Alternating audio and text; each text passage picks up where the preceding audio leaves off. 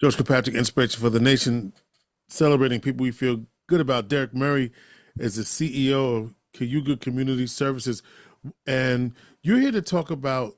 We had a very interesting week coming up. We have the budget deadline looming on March 14th, and as part of that, there's concerns about how programs like Medicare, not Medicare, Medicaid, and Social Security, but Medicare too, to some extent, but specifically Medicaid, Social Security, how some of these will be impacted.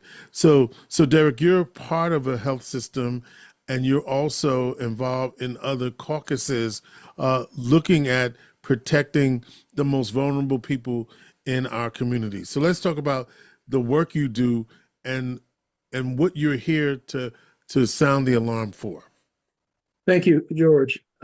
So I was in Washington, D.C. 3 weeks ago, obviously, prior to the vote on kind of how the Republicans want to advance a budget plan. And it was interesting. I was there we have several relatives who live in the area and some relatives who are veterans and as well federal employees, so bureaucrats. And it was really stark how impactful all of these employment cuts have been on individuals, and I would even say the economy of Maryland, Virginia, and DC as a whole. As you know, DC is predominantly African American, right? And the federal government was one of the few entrees to the middle class for African Americans. Absolutely. And so there's clearly been an assault on the bureaucracy by our president and his cronies as a means to find ways for significant savings. Except it's kind of interesting because the math really doesn't math. If you cut the federal government to the degree that they're looking at cutting it, it really is not a significant amount of savings. So clearly there are ulterior motives there for the president and his cronies as to why they're cutting the government and cutting employment and really hurting large swaths of the population unnecessarily. So that's one issue. The other issue is that I'm a public health practitioner, so my concern is everything health related, impacting the community, but also individuals. And as I'm sure you and your audience have noted, the increase in measles cases went from 2 states, which was Texas and New Mexico, to approximately 11.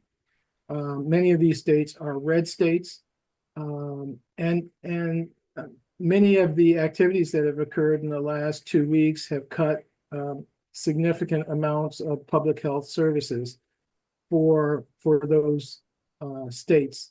And as I said, those states are red states. So we see a real assault on Trump's own support system. Right.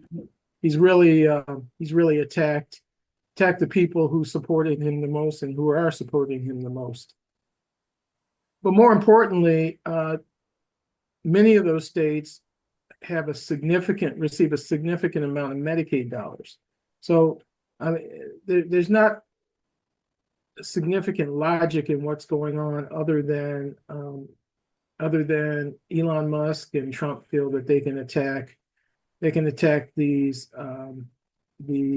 programs, Medicare, Medicaid, SNAP, and Social Security, and some other entitlement programs as a means to find savings in the federal budget that can be passed on, taken away from individuals in the population and redistributed to the wealthiest in the population.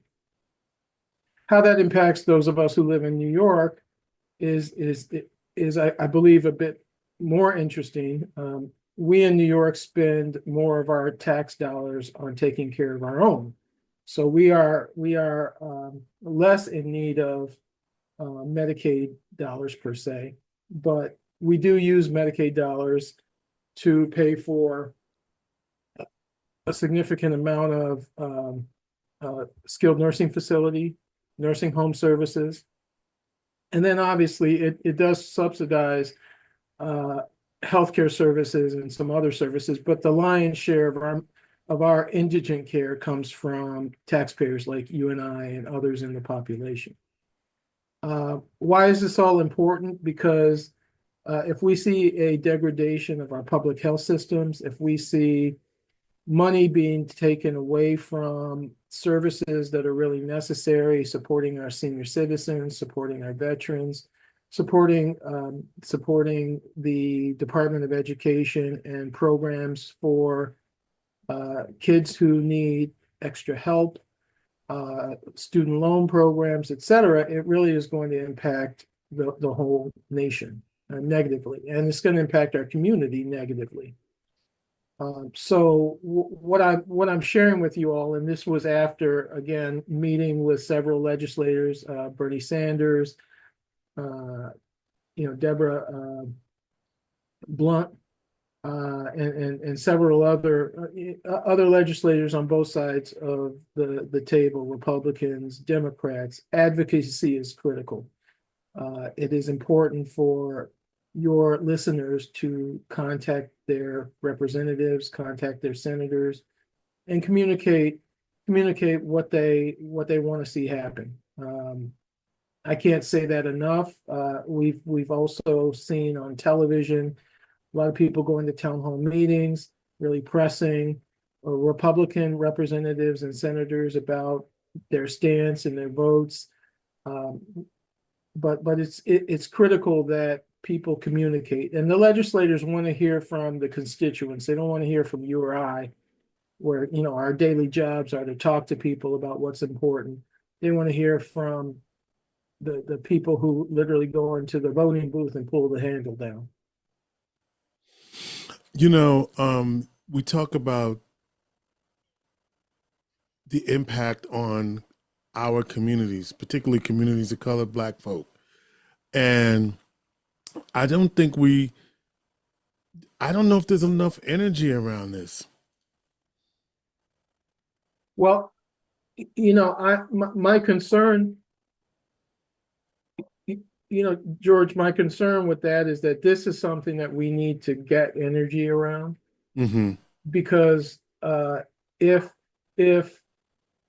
we don't do it, no one else can do it for us. Now, I know many people were disappointed in the election. I was. Many people were surprised. I was.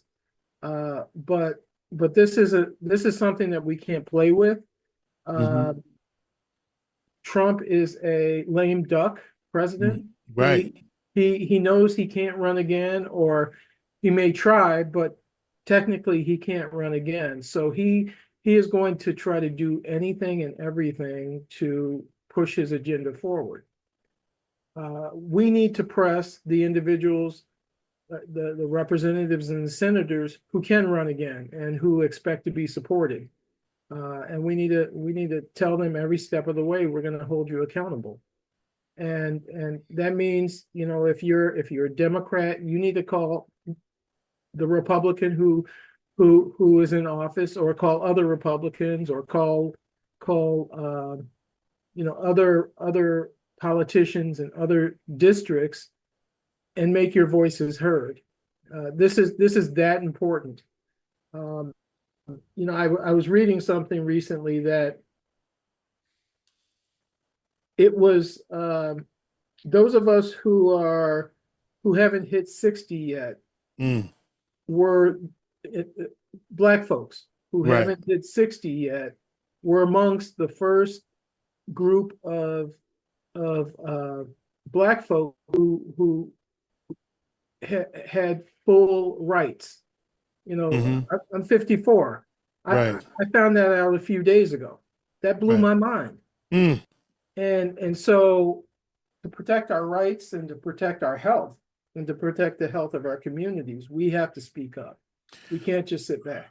And this is, you're also a part of a couple of caucuses,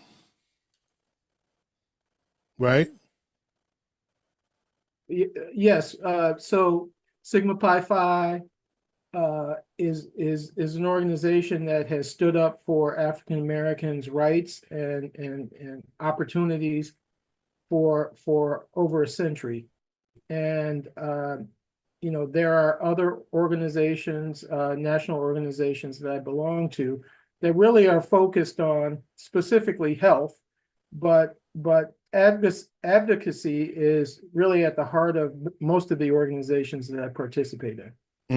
We have to advocate for one another, and we have to be able to really press the politicians and press those people in power to make sure that we have our voices heard, but we also take care of each other. And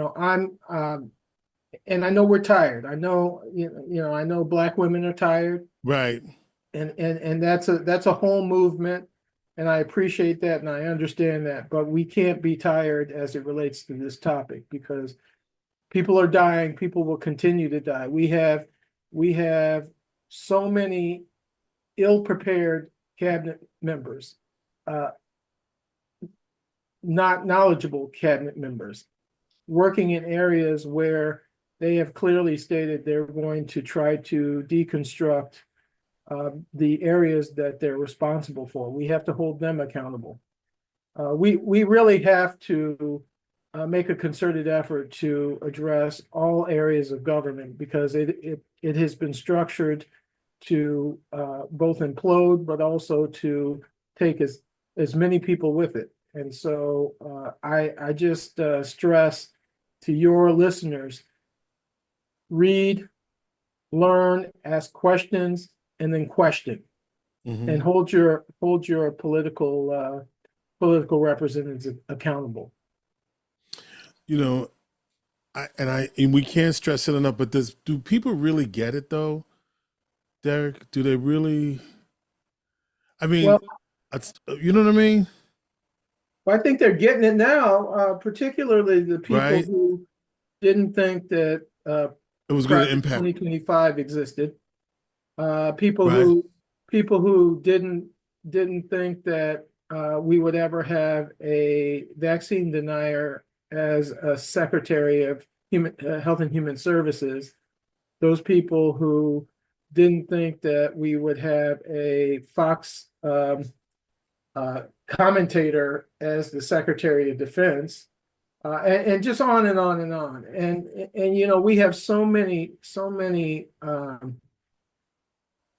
individuals who are just not qualified, who are running government agencies and really responsible for our food, our health, our national security, our economy. I mean, I could go on and on and on and on and on. And then you look at what just happened this week with the tariffs and the fact that the Dow Jones dropped about 1,200 points in 2 days.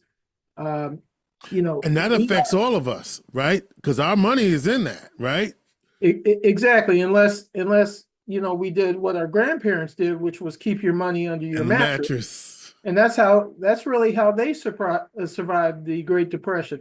While white people put their money in the bank and lost all their money, our ancestors were able to prop up Cadillac, prop up Pepsi, prop up all these companies that say, hey, we'll sell cars to you, we'll sell food to you, we'll give you loans, we'll do these things for you.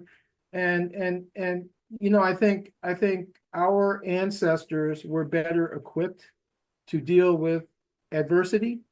I suspect that we will have to get a little tougher as we go forward.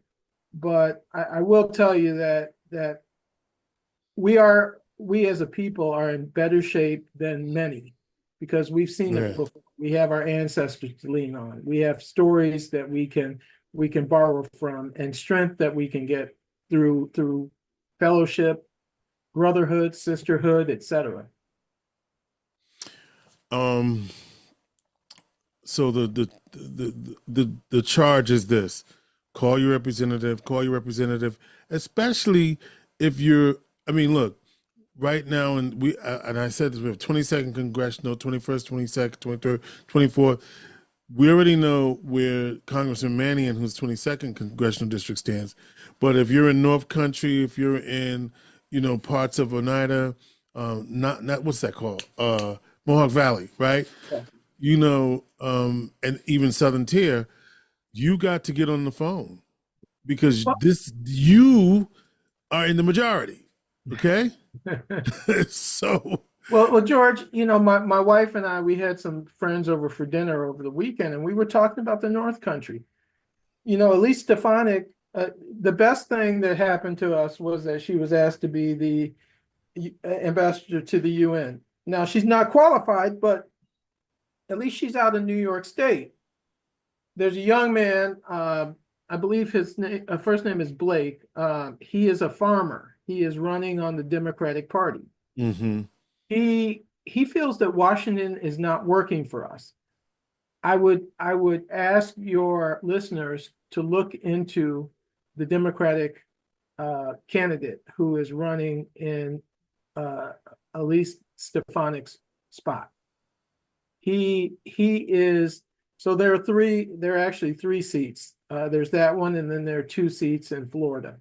If we can get enough support to flip those three seats to Democrat, that would be significant for protecting at least many of our interests related to the budget, because budget starts usually in the House of Representatives, goes to the Senate. They all agree, then it gets voted on, and then the bill goes to the president for signature. If the budget doesn't pass in the House and the Senate proposes a budget, they pass it. It's got to go to the House and be reviewed and then passed, and then so that's the dance. The concern, though, is that we need to have obviously enough pressure on all representatives so that these draconian measures are not passed in the form of a budget. All right. Derrick Murray is the president of Cayuga Community Services. Did I get it right? You got it right. And he's also here to sound the alarm, to remind us that the work has to, that if we want to preserve the very fundamental benefits that protect us health-wise and our community in particular, we got to get on the phone and make some noise. What do you call it? Twitter bandits is not going to be the answer here. You got to make your voice heard, because what they will say is, we didn't hear from our constituents. They didn't say anything about this. So flood their calls and make sure, and their emails, whatever the mechanism, but they got to hear directly from those in the district. And that's how we make a difference. Derrick Murray, thank you so much for your time. Keep up the good work. George, thank you for what you do, and thank you to your listeners. This will get better. We just got to hold hands and move forward together. Inspiration for the nation. Thank you, Derrick.